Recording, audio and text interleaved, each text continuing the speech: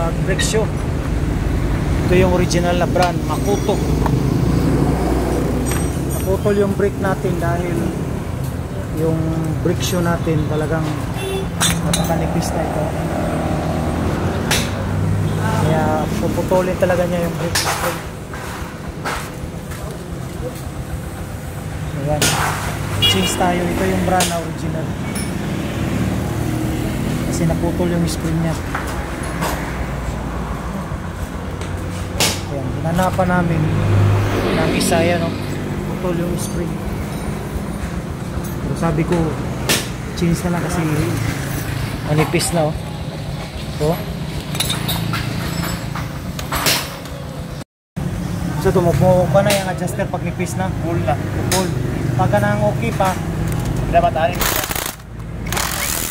Ayan, ala. Yun ang ano, pag nipis na, talagang napupul. Mula siya dito. Oh, yun.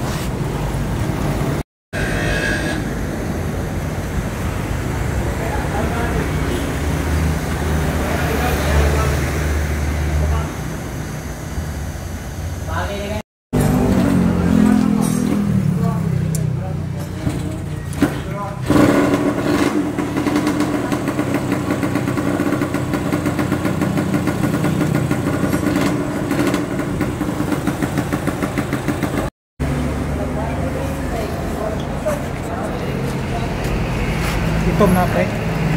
Tama na ba? Itom na.